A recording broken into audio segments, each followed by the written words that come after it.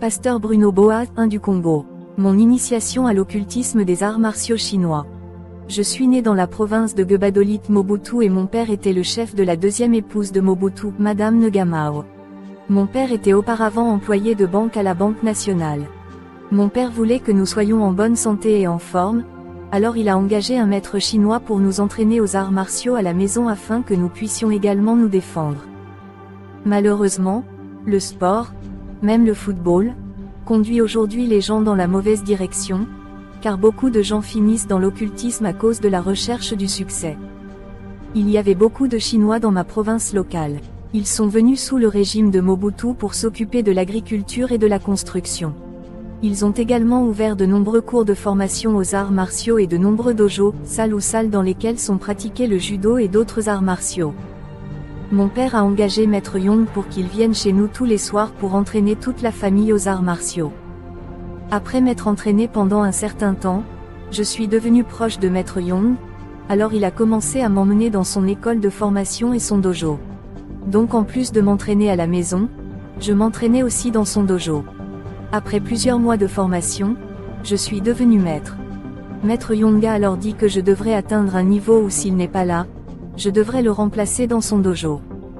Un jour, Maître Yong m'a dit que la seule chose que leurs ancêtres chinois leur ont laissé en héritage, ce sont les arts martiaux qui concernent la forme physique mais pas le combat. Mais en cas de combat, ce sont leurs ancêtres qui se battent pour eux.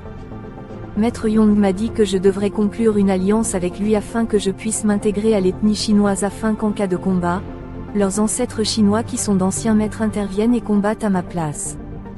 L'alliance était que mon sang et son sang soient mélangés avec du vin. Alors je devrais le boire et il devrait boire aussi. L'alliance serait alors scellée. Or, c'est une alliance de sang et c'est exactement ce que nous avons fait. Après cela, il a fait des incisions sur chaque articulation mobile de mon corps. L'alliance était scellée. Il m'a également montré ces incisions lorsqu'il a conclu une alliance avec ses ancêtres chinois. Après que mon alliance avec lui ait été scellée, Maître Yong a dit qu'il ne devait voyager en Chine que pour 3 jours. Il est revenu avec une calebasse chinoise mystique. Maître Yong m'a donné cette calebasse chinoise et il a dit, chaque fois qu'il y a un combat, vous devez consulter les ancêtres chinois à travers cette calebasse et ils apparaîtront physiquement et vous expliqueront à l'avance ce qui se passera dans le combat. S'ils pensent que vous allez perdre le combat, ils vous conseilleront de les laisser prendre le relais dès le début afin de préserver leur dignité puisque vous êtes désormais leurs disciples. En plus de cela, Maître Yong m'a expliqué comment faire les rituels, les incantations et la conjuration des ancêtres chinois qui étaient des artistes martiaux. Maintenant, Maître Yong m'a dit que je devrais tester mon alliance avec les ancêtres. Après m'avoir expliqué la procédure d'incantation et de conjuration, il m'a envoyé dans une salle pour m'entraîner. Après avoir fait quelques tours de magie comme il me l'avait prescrit, un ancien maître chinois est apparu. Il a dit, « Vous pouvez me parler dans n'importe quelle langue. Je suis ici pour aider. Notre objectif est que les arts martiaux se développent afin que nous puissions avoir plus de disciples. Nous étions heureux le jour où vous avez conclu une alliance avec nous et nous étions là dans l'ombre. Je vais vous faire un signe pour qu'à chaque fois avant de vous battre, vous fassiez ce signe et ensuite nous interviendrons. Chaque fois que tu feras ce signe, nous viendrons. Soit nous observerons, soit nous nous battrons. Ainsi, chaque fois que j'aurai à me battre, j'irai d'abord consulter les ancêtres par invocation à travers cette calebasse. Ils apparaîtront physiquement et me conseilleront sur la marche à suivre. » Le signe touchait la hanche. Beaucoup d'artistes martiaux se touchent les hanches sans conséquence car ils ne sont pas dans l'alliance mais comme j'étais dans l'alliance, si je le faisais, les maîtres chinois apparaissaient. Ils resteront debout et observeront le combat à moins que je ne leur en donne l'autorisation, ils ne s'impliqueront pas. Maître Yong a dit que j'avais besoin d'une confidente dans ma famille pour lui expliquer mon alliance avec les ancêtres chinois et que la confidente porterait ma calebasse pendant que je me batte, sinon je perdrais. Il m'a dit que ma mère avait été choisie pour être cette confidente. J'ai décidé de parler à ma mère. Je lui ai tout expliqué. Elle a accepté et chaque fois que je me battais, elle était censée tenir la calebasse. Maintenant, pour que les ancêtres chinois combattent à ma place, il y avait 2 scénarios. La première est que je devrais applaudir 2 fois. Alors mon esprit quittera mon corps et se tiendra à l'écart en tant qu'observateur. Alors l'ancien maître ou ancêtre chinois entrera dans mon corps et le possédera complètement et combattra à ma place. Les gens autour, y compris mon adversaire, ignoreront complètement tout cela. Maintenant, c'est la première méthode. Mais dans le deuxième scénario, au lieu que mon esprit quitte mon corps et que je sois possédé par un maître chinois, ce qui se passe, c'est que je disparaîtrai complètement et que le maître chinois me remplacera et combattra à ma place. Dans ce scénario, mon adversaire verra le maître chinois à ma place, mais les gens qui nous regardent combattre me verront combattre. Désormais, les ancêtres chinois qui combattaient pour moi étaient les créateurs de la discipline d'arts martiaux que je pratiquais. Quelque chose est arrivé à mon maître Yong. Il a été expulsé vers la Chine. Maintenant, ce qui s'est passé, c'est que maître Yong et la diaspora chinoise faisaient de l'agriculture et possédaient beaucoup de terres. Certains membres indisciplinés des forces armées sont venus semer le trouble sur le territoire chinois. Cela a provoqué des conflits et des combats entre les soldats chinois et congolais. En conséquence, de nombreux Chinois furent rapatriés, dont maître Yong. Un jour, j'étais censé me battre. J'ai sorti ma calebasse dans le salon pour consulter les ancêtres chinois. Je l'ai posée sur la table et je suis allé dans ma chambre pour enfiler l'uniforme pour me faire bénir par les ancêtres. Pendant que j'enfilais mon uniforme, mon frère est entré dans le salon et était curieux de connaître ma calebasse chinoise et était sur le point de la toucher lorsque 5 ancêtres des arts martiaux chinois sont apparus et ont commencé à le battre. Heureusement pour lui, il a crié et quand je l'ai entendu, je me suis précipité dehors et j'ai fait signe au maître chinois de le laisser partir et de rentrer à l'intérieur de la calebasse et ils l'ont fait. Maintenant, mon frère est parti en courant. Je l'ai suivi et j'ai essayé de le calmer. Je l'ai prévenu que s'il parlait de ce qu'il avait vu, il deviendrait fou. Puis il s'est calmé. J'ai demandé à maman de prendre soin de lui. Elle l'a fait mais parce qu'il a été battu par ses maîtres, il est tombé malade. Lorsqu'il s'est rendu à l'hôpital, les médecins ont remarqué les coups. Ils lui ont posé des questions à ce sujet. Il pensait qu'il sortait de la torture, mais il est resté silencieux à ce sujet. Après l'expulsion des ressortissants chinois dont mon maître par le président Mobutu, j'ai continué à concourir et je gagnais. Du coup, ma notoriété s'étendait dans la région.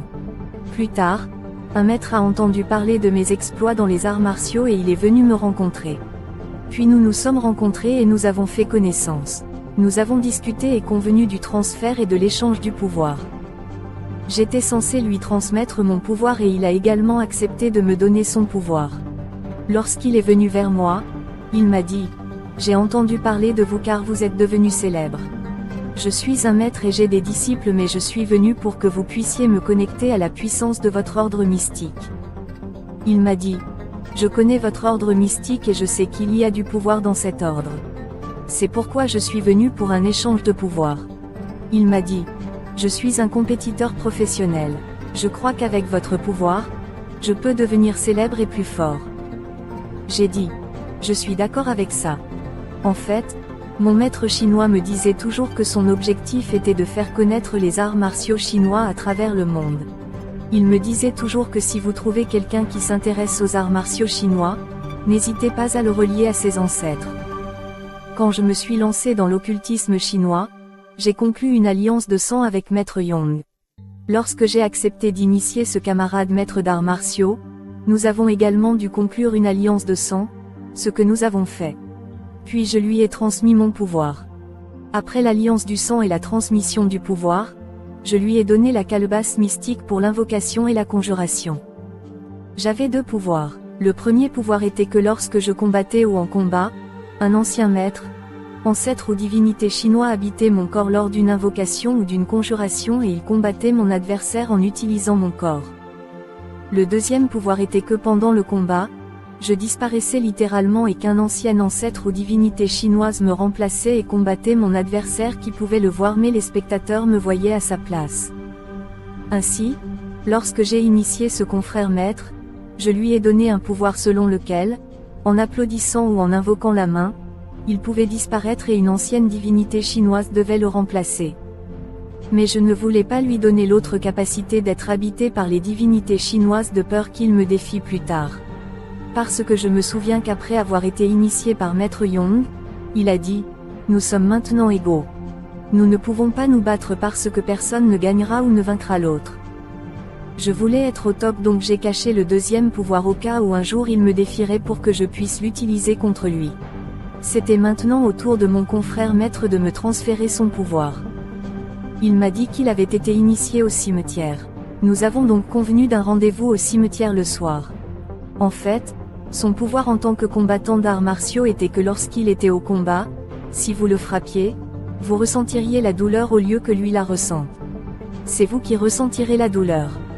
Alors comme nous en étions convenus, nous sommes allés au cimetière à minuit pour le rituel. De minuit à 2 heures du matin il y avait de la prestidigitation. Puis est apparue une jeune fille de 14 ans, décédée il y a de nombreuses années. J'étais censé coucher avec elle, ce que j'ai fait. Pendant que tout cela se passait, les gardes du cimetière étaient au courant du rituel car ils sont pour la plupart occultistes. La réalité de l'occultisme est telle que lorsque vous y serez, vous voudrez toujours plus de pouvoir. Vous seriez donc prêt à faire davantage de sacrifices. On peut vous demander de coucher avec votre propre fille ou votre propre mère. Cela peut être encore pire que cela. C'est pourquoi, frères et sœurs, vous ne devez jamais envier les personnes au pouvoir ou les célébrités, car vous n'accepterez pas les conditions et les sacrifices qui leur sont imposés pour le pouvoir et l'argent. Dans mon cas, le maître chinois m'a dit que ma mère serait détentrice de mon pouvoir même si elle ne faisait pas partie de l'accord que j'avais personnellement signé. On m'a dit que si elle refusait, soit je mourrais, soit je deviendrais fou, mais elle acceptait cette responsabilité. Bien-aimée, cette jeune fille de 14 ans était un esprit serviteur ou une sirène du monde des cimetières car il y a un monde dans le cimetière. Lorsqu'elle est apparue, elle m'a dit « Je te donne un mouchoir blanc qui te permettra de gagner ». Puis elle l'a retiré de ses parties intimes. Elle me l'a donné. La sirène m'a dit « C'est la condition que tu devras observer. Chaque mois, vous coucherez avec une femme en cycle menstruel. » Puis j'ai demandé à la sirène « Comment vais-je savoir si une femme est dans son cycle menstruel ou non ?» La sirène m'a donné le nom d'un moine catholique de la ville ainsi que ses coordonnées. Elle dit « Quand tu le rencontreras, dis-lui que c'est moi qui t'ai envoyé. » Ainsi, chaque mois, j'étais censé coucher avec une femme pendant son cycle menstruel et chaque fois que je faisais cela, le royaume des ténèbres capturait la capacité de conception de la femme et son ventre était sacrifié. Plus tard, lorsque j'ai rencontré le moine catholique, il m'a demandé « Comment as-tu rencontré la sirène ?» J'ai dit « Je suis un compétiteur d'arts martiaux et je voulais plus de puissance pour le combat, j'étais donc dans le processus d'initiation avec mon camarade combattant. » Le moine dit « Eh bien, je connaissais la sirène grâce au sacerdoce catholique. Nous nous rencontrons souvent et elle me donne des directives et des conseils en termes de prêtrise et de cérémonie. » Ce qui m'a confirmé que ce prêtre catholique était dans l'occultisme, c'est qu'il tenait un mouchoir blanc semblable à celui que m'a donné la sirène. Même dans son service à la messe, il la tient toujours. Plus tard, il m'a dit qu'il était le représentant de cette sirène dans notre région.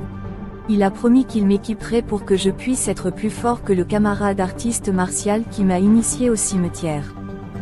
Puis le prêtre m'a donné un miroir me permettant de déterminer si une femme est dans son cycle menstruel ou non. Ce miroir fonctionnait comme un système informatique avancé. Je pourrais ensorceler une femme avec le rayon de lumière du miroir. Une fois que j'avais déterminé qu'une femme était dans son cycle, j'utilisais le même miroir pour la filmer ou capturer son image qui était automatiquement enregistrée dans le système. Ce miroir mystique générait des informations et des données sur la cible filmée. Après avoir capturé l'image de la femme ciblée, je la transportais et la plaçais sur mon autel au milieu des 12 bougies pour l'incantation. En fait, le moine catholique m'a montré beaucoup de choses, notamment la construction d'un autel de conjuration et d'incantation dans ma chambre. Le prêtre m'a dit qu'après avoir couché avec une femme, j'avais dû la larguer car son image et sa conception étaient déjà capturées. Je ne devais pas coucher 2 fois avec une femme. Chaque fois que je capturais l'image d'une femme dans son cycle menstruel, je faisais une incantation avec. En conséquence, il a été transféré dans le royaume des ténèbres pour être manipulé et, par conséquent, il y aurait des problèmes pour elle dans la cour car la femme était ensorcelée. Plus tard, le moine catholique m'a emmené chez un médecin local qui m'a donné le pouvoir d'être comme un robot. Je veux dire, quand je combattais un concurrent, À chaque fois qu'il me frappait, il avait l'impression de frapper un homme au corps métallique. Vous pouvez regarder la lutte américaine et vous le remarquerez quand un lutteur a ce pouvoir, vous pouvez le frapper avec ce que vous voulez, c'est comme s'il ne ressentait pas la douleur. Pour activer le corps métallique, il me suffisait de me gratter les cheveux pendant le combat. Cette puissance est venue s'ajouter à la puissance chinoise. Ce moine était en conflit avec son vicaire qui voulait prendre sa place et ce vicaire était en relation avec un médecin indigène de haut niveau. Plus tard, le vicaire a attaqué le moine malade mais les anciens maîtres chinois sont intervenus et ont réussi à l'enlever et en représailles, nous avons envoyé un coup de tonnerre contre lui. Mais comme il était avancé en magie rouge, il savait et était prévenu à l'avance de notre attaque. En fait, il s'est barricadé et il a contre-attaqué. En fait, il a redirigé le tonnerre contre moi et le moine. J'ignorais son attaque. J'étais à l'école quand soudain je me suis retrouvé entouré de maîtres ou de divinités chinois.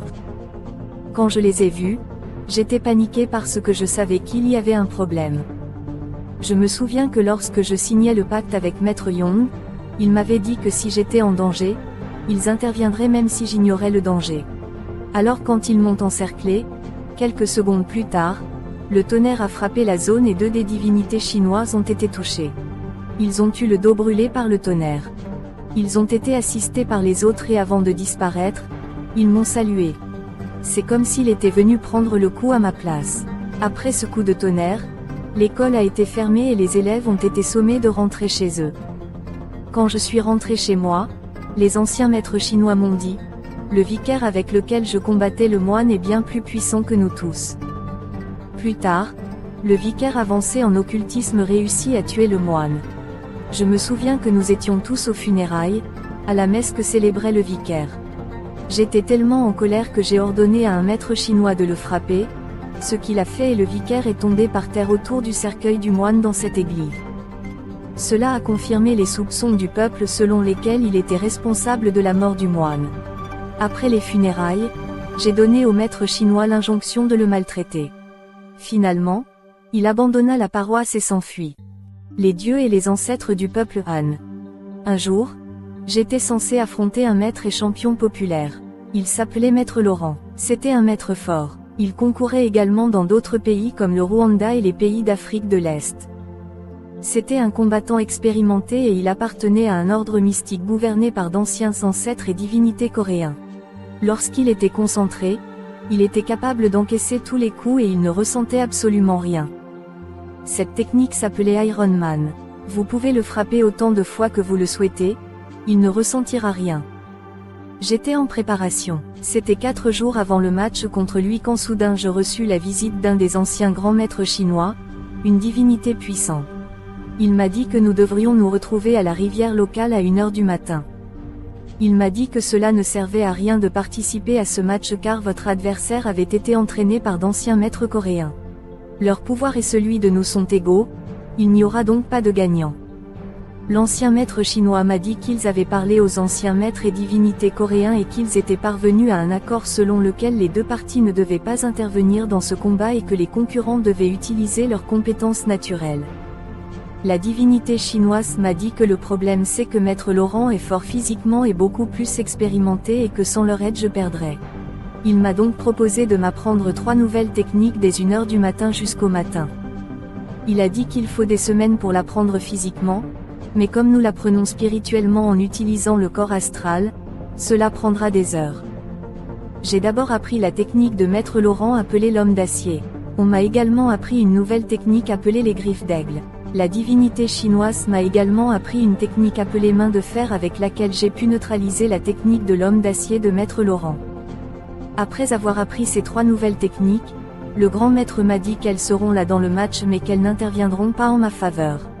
Je devrais utiliser mes propres capacités de combattant, y compris les nouvelles techniques. Puis il arriva qu'à la suite de cette compétition, Maître Laurent abandonna le combat. Les gens étaient en colère car ils avaient déjà payé leur argent pour voir le match. En fait, Maître Laurent a été informé par les anciens maîtres coréens que j'avais appris sa technique incluant de nouvelles techniques qui étaient supérieures et qu'il allait perdre le combat s'il concourait. Après avoir appris cela, il a pris cette décision même si les gens avaient payé pour le match et étaient mécontents. Un défimètre. Plus tard, un autre combattant est entré dans la ville. On m'a dit que lorsqu'il se bat, il devient plus lourd comme un éléphant bien qu'il soit maigre. Quand il est arrivé en ville, il a entendu parler de moi. Il a commencé à chercher un moyen de me combattre, même si dans les arts martiaux, on nous enseigne la discipline et la maîtrise de soi. Mais comme je l'ai dit, dans le domaine spirituel, lorsque deux initiés se rencontrent, le premier instinct est qu'ils cherchent à tester le pouvoir de chacun. Il avait donc désespérément envie de me voir en action et il me défiait mais je l'ignorais. Puis un jour, il est venu perturber mon cours alors que nous étions en classe. Je me suis mis en colère et je l'ai frappé. Du coup, il était au sol. Le directeur de l'école n'était pas content et il est venu me crier dessus et je l'ai assommé d'un coup de poing. Le fait est que lorsque j'étais en colère, j'étais inconscient. J'ignorais ce qui se passait car mon corps était complètement habité et envahi par les esprits des anciennes divinités chinoises. Mais Dieu merci, ma copine a fait venir ma mère pour me calmer. Ma mère me touchait les cheveux pour me calmer. Grâce à cela, j'ai pu reprendre conscience. Une intervention cruciale des ancêtres chinois est mon venue au Christ. Mais la nouvelle de cette altercation est parvenue aux oreilles du défunt président Mobutu alors que nous vivions dans le même village. Puis il a envoyé un colonel bien connu dans la famille, car mon père travaillait autrefois comme cuisinier chez un Mobutu. Quand le colonel est arrivé, j'ai hésité mais mes parents ont insisté pour que j'y aille de mon plein gré au lieu de devenir un fugitif. Ma mère m'a encouragé à y aller. Puis le colonel m'a emmené à la résidence Mobutu de Kawel. Quand je suis arrivé sur place, il a dit au colonel de nous laisser un peu de temps pour discuter. Ensuite, Mobutu m'a interrogé sur l'incident survenu dans notre collège local. Je lui ai expliqué en détail ce qui s'était passé, comment j'avais été provoqué par ce maître. Puis il m'a dit que des témoins oculaires et des experts lui avaient confirmé que je ne combattais pas avec une force humaine normale. Ils ont dit que j'utilisais une force surhumaine parce que j'avais affronté toute l'école seule. Ensuite, j'ai raconté au président mon histoire, comment j'ai été initié à l'occultisme chinois et comment je suis assisté par d'anciens maîtres et divinités chinois. Alors Mobutu dit, alors que vous êtes assis là, ces divinités chinoises sont-elles avec vous? J'ai répondu, oui, si je les appelle, ils viendront. Le président m'a alors demandé de lui prouver que je travaille avec des ancêtres chinois. Ensuite, j'ai ordonné à un maître chinois de déplacer un pot de fleurs de l'endroit où il était placé vers un autre endroit. Nous avons regardé le pot de fleurs se déplacer d'un endroit à un autre. Alors le président m'a demandé, comment se fait-il que je ne les vois pas? J'ai répondu, c'est parce que vous n'êtes pas en alliance avec eux. Mobutu était convaincu que j'étais un mystique. Puis il demanda, est-il possible que vous ordonniez au maître chinois de m'attaquer? J'ai répondu, je ne peux pas faire ça car tu es notre père. Bien-aimé, comme je l'ai déjà dit, lorsque deux mystiques se rencontrent, ils essaieront toujours de se tester mutuellement. Alors que j'étais assis avec Mobutu, je pouvais ressentir un pouvoir très étrange dans cette chaise. Je ne sais pas ce qu'il en a fait. Je transpirais et je tremblais à cause de la puissance générée par la chaise sur laquelle j'étais assis. Ensuite, le président m'a demandé d'ordonner au maître chinois de remettre le pot de fleurs là où il se trouvait, ce que j'ai fait. Puis il a dit, mon garçon, félicitations, tu as fait des progrès. Puis j'ai vu le président se diriger vers une fenêtre. Puis soudain, j'ai réalisé que j'étais torse nu. Ma chemise était rejetée sur le côté. J'avais peur. Je pensais qu'il n'était pas content ou qu'il pouvait être menacé par mon pouvoir. Je pensais qu'il me tuerait parce que tout le monde savait à quel point il était puissant. Alors Mobutu a dit, va chercher ta chemise. Je me suis levé pour récupérer ma chemise mais chaque fois que j'essayais de la récupérer, elle s'éloignait. J'ai essayé 3 fois mais je n'y suis pas parvenu. J'ai dit au président, Père, je peux rentrer à la maison comme ça. Puis il m'a dit, prends-le maintenant. C'est bon. Puis j'ai réussi à prendre ma chemise et avant de partir, il m'a dit, je veux que tu sois à mes côtés. Je ferai de toi un homme. Puis il m'a donné des cadeaux et de l'argent et je suis parti. Mais à 23 heures, le colonel est revenu. Il a dit, le président a besoin de vous. Il veut que vous l'accompagniez dans la province du Bas-Congo. J'ai donc rejoint le président en résidence ce soir-là. Quand je suis allé le voir, Il m'a reçu et nous étions censés monter à bord d'un canoë et quand nous l'avons fait, c'était un voyage à la vitesse de la pensée. Nous n'avons pas bougé mais nous nous sommes téléportés vers un nouvel emplacement. Nous avons quitté notre province pour le Bas-Congo en une fraction de seconde et nous avons atterri dans une rivière là où vit le médium du président. Lorsque nous sommes arrivés chez le médium, le président m'a dit « Je t'ai amené ici pour que tu saches que tu es un enfant ». Quand j'ai entendu ces mots de la bouche du président, j'ai compris que Mobutu n'était pas content de ma démonstration de pouvoir. Je sentais que quelque chose de grave pourrait m'arriver dans cet endroit. Ensuite, le président a dit à son médium qu'il avait faim et qu'il voulait manger quelque chose. Bien-aimé, j'ai vu le médium prendre une graine de plantain et il a planté cette graine sur le sol et en une fraction de seconde, un plantain a poussé et il a produit des plantains en une seconde. Ensuite, le médium en a récupéré et a cuisiné pour le président. Alors le médium m'a dit « Tu es ici pour apprendre afin de pouvoir enseigner aux autres ». Ensuite, le médium et moi nous sommes rendus à la source de la rivière et lorsque nous sommes arrivés, j'ai remarqué qu'il y avait un cimetière autour de cette source. Le médium m'a dit « Vous allez juste observer ce qui va se passer ici. Ne dis rien ». Puis il a commencé à faire des incantations dans ce cimetière. En conséquence, près de 90% des morts qui y sont enterrés sont sortis de leur tombe. Après l'apparition de ces morts, le médium m'a alors demandé « Pourquoi avez-vous testé le président ?» J'ai été surpris par cette question et j'ai répondu que je n'avais pas testé le président. Il m'a demandé de démontrer mes capacités, ce que j'ai fait. J'ai dit que je ne pouvais pas mentir au président. J'ai dit la vérité sur l'incident du collège et sur mon alliance avec les anciens maîtres chinois. Alors le médium m'a dit « Tu ne retournes pas dans le monde des vivants.